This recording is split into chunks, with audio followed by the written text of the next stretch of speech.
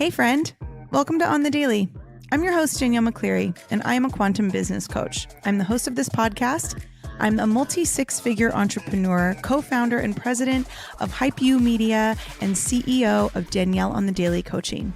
What I'm really interested in is helping you live a life and have a business that is a full body yes. So through all of my education and all of my experience, I'm bringing you 2 episodes a week where I will guide you and give you the tools necessary to scale a massive, sustainable, and sexy business using your intuition, wealth energetics, and human design. What we can call it is business biohacking. So if you're down for that, then I say let's frickin' go. I'm so glad you're here.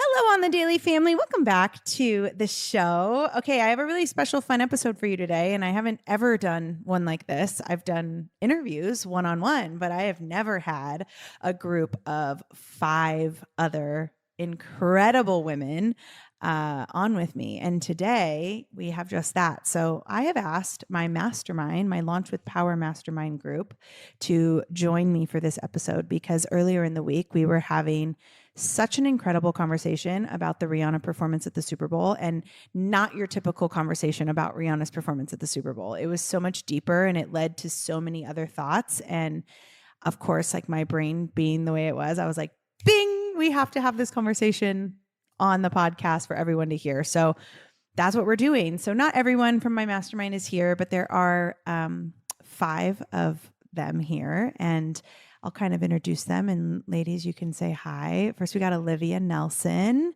Hi. Say hi. Hello. We got Cordy Jasinski. Hi. We got Miss Tia. Hello. We have Marcy. Hello. And we got Bree. Hi. And we have Jennifer. Hi. So everybody's all over the place. We got people on the East Coast. We got people on the West Coast. We got people in the UK. We got people all over the place. And what this conversation really started was I saw a quote actually about the performance, and it was about how Rihanna came to the Super Bowl and knew she was enough. And I'm going to butcher the quote, but it was really powerful. And I was like, yeah, that's exactly how I felt. I felt like she came, she stood in her power. She did exactly what she said she was going to do. She did it solidly. And I just wish that and like my hope and my prayer for all women is that we can all feel that in our power someday, if we don't already. And so I was like, in my mastermind group, I went in, I was like, we have to talk about this. Like, what are your thoughts? Tell me. And immediately Olivia was like, oh, I have thoughts, but I'm curious to know yours. And it just kind of started into this like incredible conversation around like personal power and the way that we look at like pregnancy and the way that we look at our businesses and the way that we allow our brands to shine and like what's expected versus what we do. And it just led to so many different tangents. And so I don't know where it's going to go today, but we thought we would continue that conversation on the show. And Olivia, you were like the first one to really like say like, I have thoughts. So like, what was your, like, what was your biggest like feeling about that performance? And like, how did that performance make you feel? Cause you were posting a lot of memes about it. Yeah, I was. It's funny because I was excited to have the conversation, and I didn't get off of watching that performance thinking I have thoughts that I want to like take to social media and share with the world. I thought the performance was amazing. We all know Rihanna is a baddie, and she showed up and she did what she was there to do. Nothing more, nothing less. I really feel like the performance spoke for itself. And even my husband was like, I think that was one of my favorite halftime shows I've seen, which I was like, awesome. I agree with you.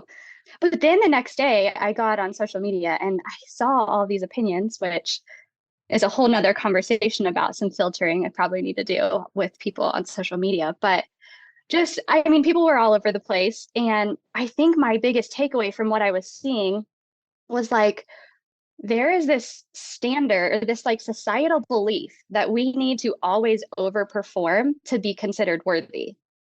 And I'm like, we don't. And so those Mhm. were some of my thoughts and a little bit of what I shared. And I mean, it was full of opinions, and then I saw some memes that I thought were pretty funny, so I was sharing those, but just all in good fun. But I just think we just, our worth is not revolved around our overperforming.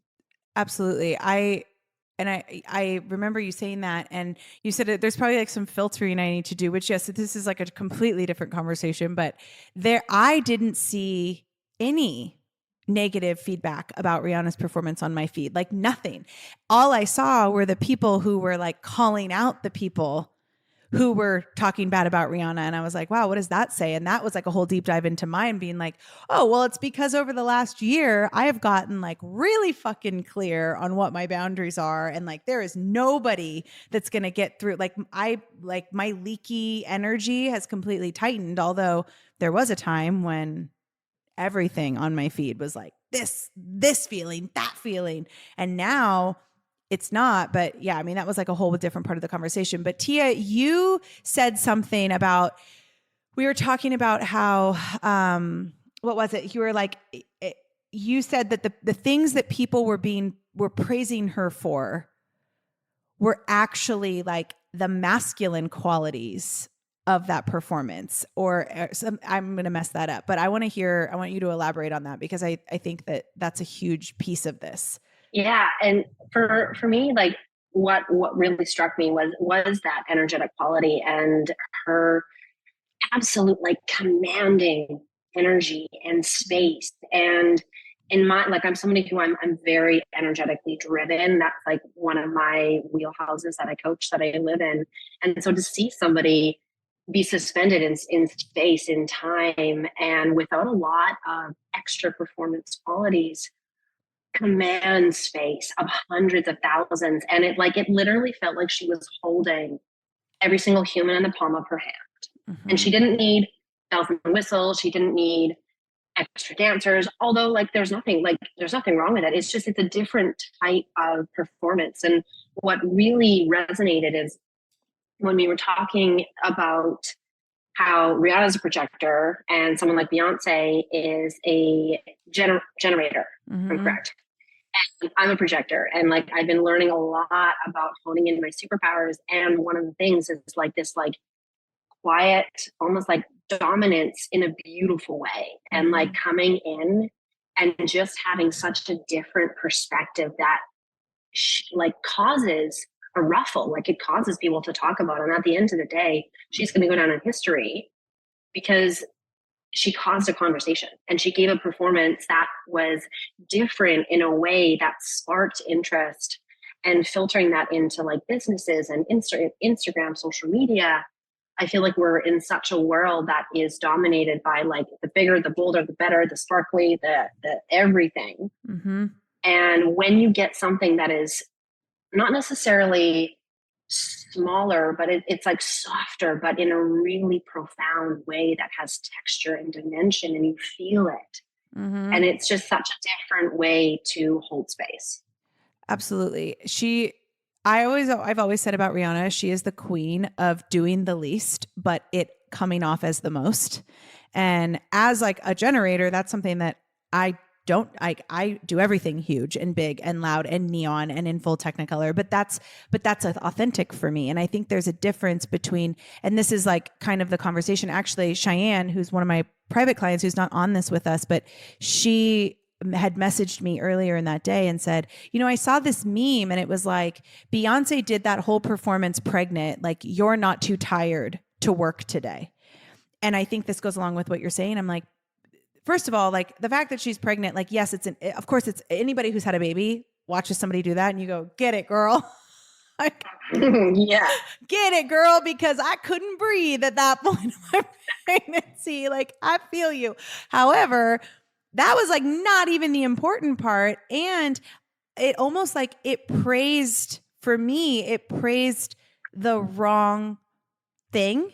Like what we were praising, because like what she displayed, yes, she's pregnant, of course. And yes, being pregnant is like the most divinely feminine experience you're going to have if you allow it to be. Marcy can talk about that all day, but like it's the most divinely feminine space that you're going to hold. And she did it. And like you said, Tia, like to your credit, she said like, she came and she stood so beautifully in her power. She held the space she came to hold.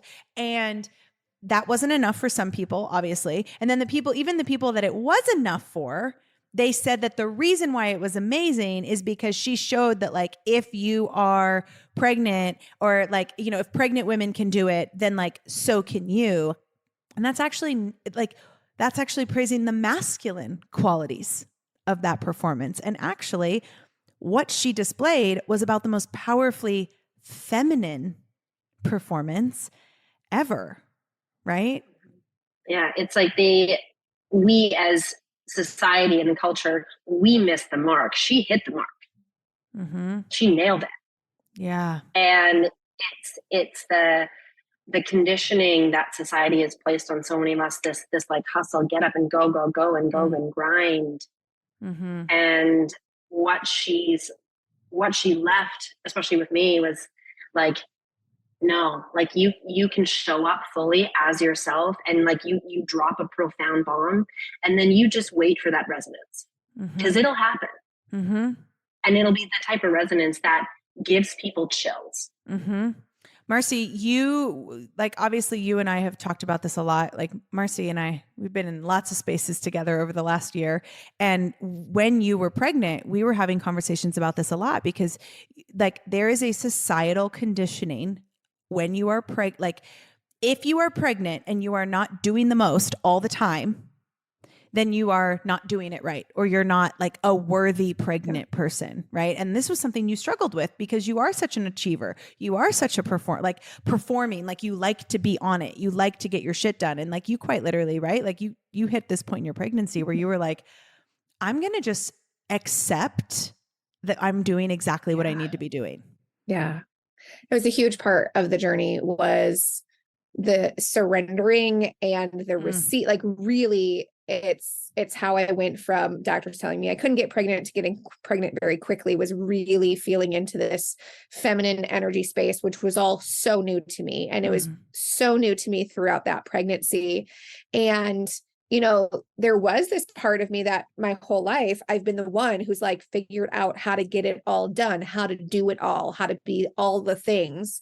And so it was really the first time in my life, in my journey, in my business, that I gave myself the permission to at many times just be pregnant. And that was enough. It was enough that I was able to take care of myself throughout a day to make sure that I was taking care of me, which is taking care of baby. And I think that it really is, there's so many things out there. And I think it was really sad to see some of these posts that were using it as a way to shame people for not doing more, for not like, I think we all, for those of us who saw, some of these posts, because I was like you, Danielle, when I woke up in the morning, I had nothing but people saying wonderful things about the performance, or calling out the people who were saying it wasn't enough, despite the fact that she was suspended in air while 7 months pregnant. That's not enough, apparently. But I thought it was interesting to see, so the conversations that kind of came from that. And yeah, like we missed it. It's not to say she's pregnant and she's doing it, so why can't you? It's to say, no, she did it and she didn't have to, right? Like I posted about this, done is better than perfect. Personally, I think some of us believe that it was perfect because she was so in her power. But for those who weren't satisfied because it wasn't so big and, this spectacle, if you will, we're celebrating the wrong thing. And in that and this comes up in some industries where there is a lot of shame for not doing it a certain way, or being the most. So yeah. And I do appreciate that some people who were called out were openly having that conversation and clarifying what they meant, and open to those reframes. Not everybody, but some people were. But I think that this is such an important conversation, that we're celebrating, I don't believe in right or wrong, but celebrating something that is supportive to people who are watching and following, as opposed to celebrating in a way that's shaming other people. Well, right. And like, it's like what we say, like you're celebrating the masculine side of this. And like, we live in a world, and Cordy, I want to get your opinion on this, because this was, but when we were in the Boxer talking about this was something that you were like, oh my gosh, like you just like opened my mind to something. Like we, as a society, we are conditioned to be in our masculine energy, right? She's pregnant and she's doing the work and she's grinding, and wow, that's what we should be really celebrating. Like, holy shit, that's amazing. Yes. And what we should actually be celebrating, what we should actually be recognizing, which nobody's recognized. Well, we are. And there are other people that are recognizing this, but what the masses should be recognizing is not that this woman like hustled through this performance 7 months pregnant. It's that this woman, this human, not even like, it's not even like a gender thing. It's not a pregnant thing. It is this human that exists in this time and in this space, showed up 100% in her power, did not need validation from a single person, and did exactly what she wanted to do, the way that she wanted to do it, and didn't give a flying fuck what you thought about it. And that's what we should be celebrating. But people don't see that, because if we're not living in that, those are the people that saw that and went, it wasn't enough, because they're so conditioned to grind, don't stop till we die, hustle. Right, Cordy? I mean, tell me your thoughts, because you obviously are like, I come from like a different generation. And so this was like a mind-blowing conversation for you. Yeah, because that's what we've been taught. I mean, our generation, you freaking go to school, you go to college, you get the job, and you just work your ass off. You just work. And most people work for somebody else, which is, I don't even know what that's like. My husband and I work for ourselves, but even working for ourselves, it took us a long time to learn. And I'm still learning that you don't have to grind all the time. I, like you, didn't see much on Rihanna, but again, you know, when we were watching the performance, I just thought it was amazing, because like we went to see Elton John this year, we went to see even Lady Gaga this year, and you know, they're all in different seasons now. Rihanna's a mama. She's in a different season. It's different. You know, we go through seasons of, I mean, I was wild and I got calm, and then I got, we all go through seasons. And it sucks that women, we always are having to prove ourselves. It's like, why do we always have to prove ourselves? We're always having to prove ourselves. We want that permission that it's okay. But whether we're right or we're wrong, there's always going to be people find whatever. They look through a haystack to see, like, okay, what can I find wrong with this? There has to be something wrong, because they don't want other people to shine either, And the whole pregnant thing, I was very fortunate. I could be pregnant all my life. I had beautiful pregnancies. I had energy, whatever, but I've taken naps all my life. I still do. So I did take my naps, but I had great pregnancies. And so, maybe to her, it was no big deal, but I didn't even think about the pregnancy until like later when I said, wow, I don't see any boobs. I don't see any, that's what I was thinking. I said, this is amazing. And you can hear her voice, and she sang. But I think we're just conditioned to work till, like you said, work till you die. I hate the quote, you sleep when you're dead. No, I need to sleep now. I'm going to sleep now. I'm not going to sleep. I have a lot to do before I'm dead. Yes, but I need to sleep to do it. So, but I just think she's in a different season. And you know what? That's okay. That's okay. That's okay. But the only quote I saw was the one that, hey, she did it pregnant, so no excuses. And it's like, what does that even mean? I mean, we all have, whether you're pregnant or not, we all have shit, right? Yeah. So, we may be sick, we may be this, we may be that. So I do believe in prioritizing and working for something, but don't kill yourself, and don't believe me, I'm the first to say, don't get burned out. Because once you're burned out, it's real hard to get back on the wagon. Yeah. Well, it goes to show too, like, I think Alex, another one of our mastermind that's not on here with us, but she said, when I said, when she first saw that, her first thought was, well, when I was that pregnant, I couldn't have done that. So hats off to her, as if like as if the reason why she had a subdued performance without guests, without like fire and like riding in on a dragon, right? Like she did because she was pregnant, she couldn't go all out, as if that's the truth. Like I believe that performance would have looked the same whether she was pregnant or not. Like I really believe that. Olivia, you're nodding. Do you have something to say?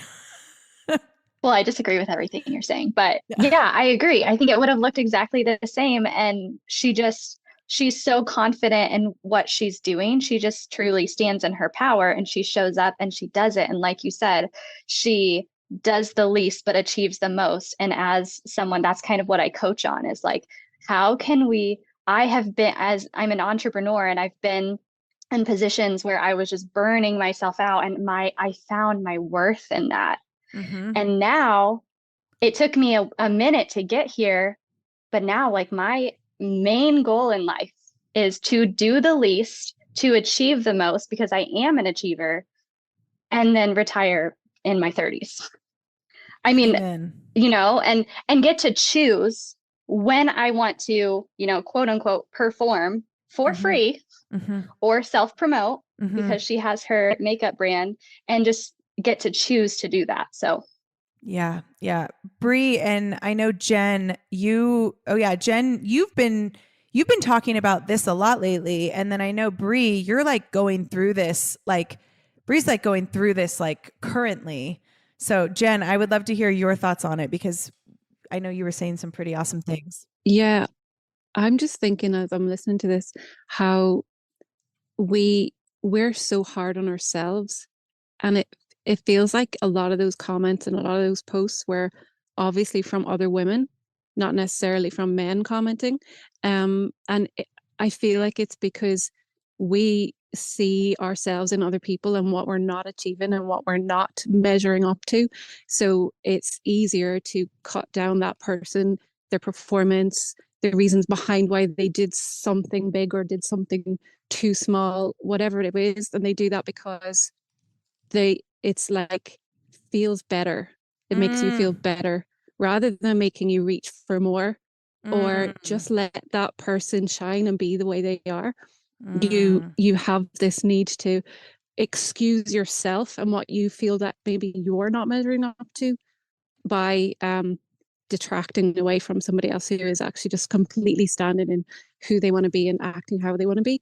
And I feel like for the next generation, because I have 3 girls, so I am so aware of those girls not growing up like I did, feeling, again, I was an entrepreneur too from I was 15, and having the work ethic was the thing that I was praised for. And the hardest worker, the most hours. I went back to work after my pregnancies after 2 weeks, and it literally nearly killed me. So with my last baby, I actually decided I breastfed for longer. And if I hadn't done that, I don't think I would have sat down. But like even that, it's like I had to really work hard to get rid of the I'm just sitting here feeding a baby thing and not doing anything else and not being on my phone or working or whatever. So like we really have to stand up for these girls coming through to not show them that is how we live. Like there is a better way and it should be done differently. You just nailed it so hard. Like every single one of us, like I know you all are listening to this. I mean, it's on YouTube, so maybe you're watching it, but everybody on here was like snapping and like dropping like imaginary mics. Like when you were talking, like you just nailed it. Like that's exactly what we're saying, right? Like there is this projection that comes from women who have their whole life been made to feel, and we're all conditioned this way, to the only way to success is if you are available for everything, if you say yes constantly, if you are willing to perform, if you are willing to go the extra mile, if you're willing to do what no man is ever expected to do, right? Like that's the way that we are successful. And so I think you're right. I think for women, when certain women who are not standing in their power saw that performance of someone who like literally could like do like a like one little flick of the wrist and the crowd goes wild, that's going to trigger something inside of someone not standing in their power, right? That's going to trigger something to go, well, that was not enough. Like, because that projection is, I have had to work my ass off my entire life and I will never perform at the Super Bowl. And this woman can come out here and do the least, but it acts as the most. It is solid. It's beautiful. It's powerful.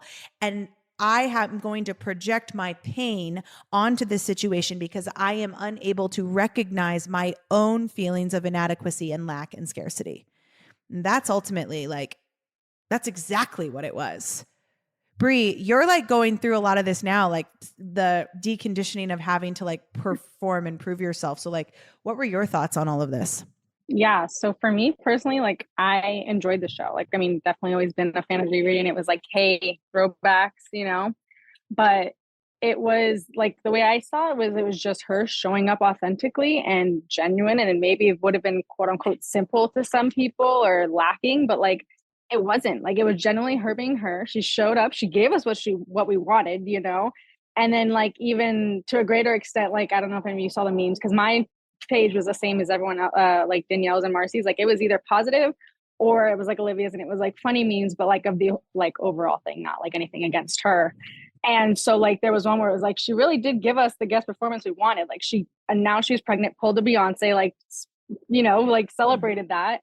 And so like for me, like the one quote that I did see that like in a sense caught my eye or was like on my feed was actually from another like content creators page that's like into yoga and holistic stuff and wellness and all of that. And her approach to it was is how like when watching it, she felt like it was in a sense how you feel within like just yoga and going within and just very peaceful and that true balance of like masculine and feminine. Like she definitely showed up. Like, of course, she wasn't getting paid for it, but she promoted her business and, you know, all the things. Maybe music will come back or won't, but like at the same time, she's pregnant. She looked stunning. She wore red. Like so many things that also like played into that. So there was like just that balance and like beautifulness to it that like I feel people didn't even see that perspective of.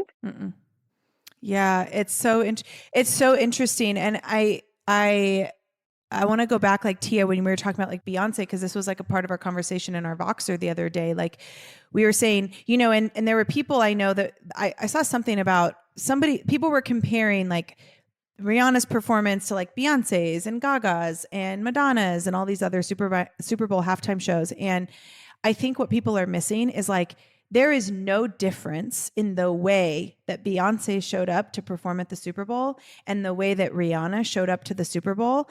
There is no difference in the energy that they showed up with because both of those women showed up completely in their power, not trying to prove themselves, not trying to do anything that, you know, they weren't like asked to do or to do more than they were asked to do. The difference is these two women, what standing in their power looks like is different for each of them. And I think we have to realize that. And this goes back to the human design conversation. And Tia, you said some really beautiful things. So I'm going to let you like piggyback on this, but like we have to start to recognize that standing in your personal power is going to look different for every single person.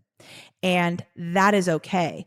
And anything that is we're all running a race. We're all trying to evolve and ascend and expand our consciousness and like grow our mindset and reach a finish line. Like, right. We're all trying to do that. And she can show up and do it like that. And she can show up and do it like that. And I can do it like this. And all of that's fine as long as we're moving forward. But the problem is the person doing it like that is yelling at everybody saying that that's the only way to do it. And this guy is saying that that's the only way to do it. So then the rest of us are looking side to side and now we're distracted and we're actually not moving forward.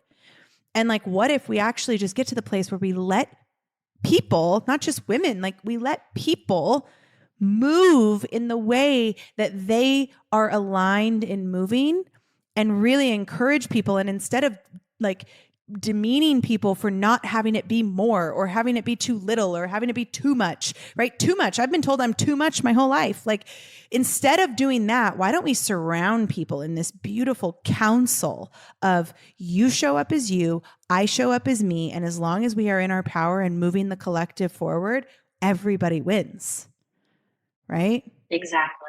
Yeah. And it's like, I don't know if there's anything more powerful than creating a container and a space that encourages and nurtures and gives way for people to identify their gifts, because each and every one of us has our own gift. And the thing of it is, like, it is our responsibility to not only discover it, excavate it, nurture it, and also to then bring it to life and to make it as authentic as possible, and to then use that radiance, that vibrance, and encourage somebody else to do the same in theirs.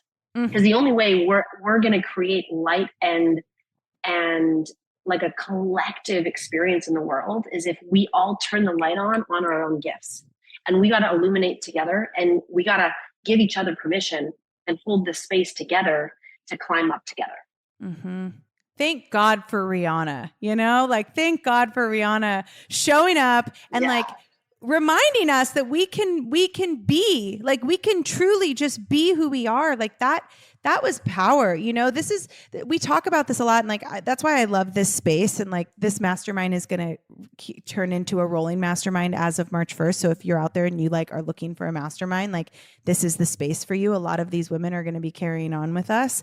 And this is why spaces like this are so important. When I say a council, right, I mean spaces like this. This is why it's so important, because these are the kind of conversations that we're having as the world is like, talking about whether or not, she's showing up the way she should. We're having a conversation about like the bigger picture, what this means as a collective consciousness, like how this performance and how performances like this and acts of power like this can shift industries and shift generations and shift the trajectory of consciousness as we know it. Bree, you have something to say? Yes, I just wanted to piggyback off your like last topic with Tia and you, because I think like in the greater perspective, but then her standing in her power, it was just, and like being her was simply just proving like we are enough as is, like whether it's however we are. And again, that kind of like goes back into like what we've been talking about and like what I am transitioning through. But like and even what like Corey had said about being in society of like, or getting out of the society of just the grind and the hustle, even if it's toxic, or in a sense, in my case, like overly masculine and not feminine balance, and just kind of like shifting the path, like whether that was for women in general or the workspace or the industry or like multiple different platforms. Like it was just an eye-opening experience if people saw it from that perspective, or even if they didn't, having that like open mind to seeing it in other ways besides just like a performance that didn't uphold what you were expecting, or what have you, during a football game. Like yeah. I think too, it was my first thought when I saw it was how easily she could have hidden that belly, right? And there was a time where somebody showing up in that space, it would have been, it would have been the thing that like, oh my gosh, I can't believe, because that belly could have easily been hidden with the right, but no, she decided to accentuate it. And that's where when I was watching it, I was like, get it, girl. Like, you show us that belly. And just to go on what Brie was just talking about, like just the decision, like she could have hidden it. She could have said no.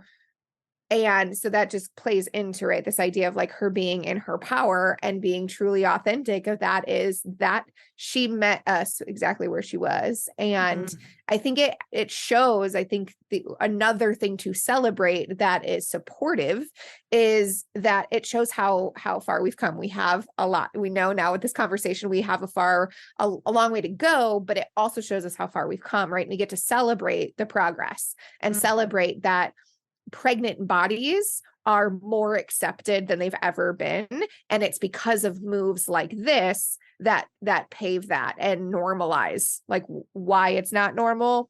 That's another conversation. But we're normalizing pregnant bodies, which is beautiful. Jen, you wanted to say something? Yeah, I was just off the back of what Bree was saying about being good enough as is and authentic. But the thing is that depending on what age you are and how long you've been conditioned and how long it's been since you actually have started to do any work to decondition yourself from the things around you and your programming from school and everything, no matter what your life has been like, you need to find who your authentic self is so that you know who that is, so that you can feel that that's enough.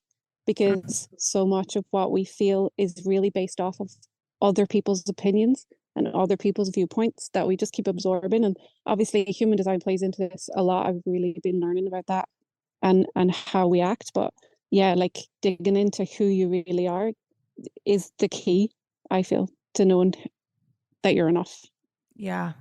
I just want to add, going back to what Marcy and Jen just said too, it's like there was no level of imposter syndrome there, like showing off the belly. There was no like, oh, I haven't released an album since 2016, so I'm gonna do whatever, like have this elaborate costume. I'm gonna like set the stage on fire.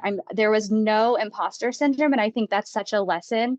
It's a lesson for me. It's something that I'm working towards. And I think it's such a lesson for probably most people listening, is like just having that level of confidence and like, I'm going to show up and I'm just going to do what I came here to do.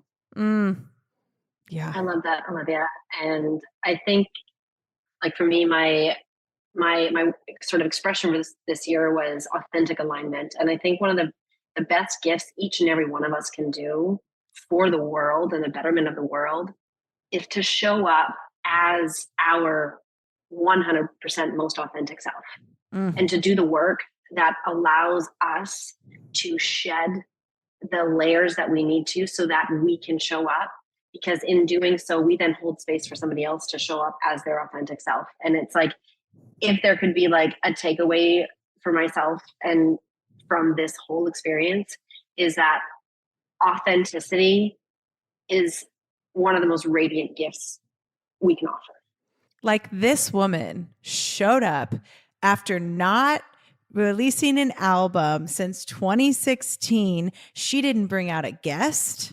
She didn't bring out fire. There were no dragons. There were no anything. She didn't have a costume change. She literally, I mean, the set design, like, let's give it up for the tech and the set designers of that show, because like the unsung heroes of that performance were for sure the tech squad that like made that happen. And like, I read that, like, I follow the choreographer Paris, and like she's been choreographing that for 2 years. Like, this is not something that was just thrown together. And like Rihanna shows up and she just does it. Like, Olivia, that was such a good point. Like, we all, if one of us didn't show up, at a certain space, if one of us hadn't, like, like, I've been like this, like if I don't put out content for a while, I feel like when I come back to content, I have to like it's like this need to overperform. And like, this bitch shows up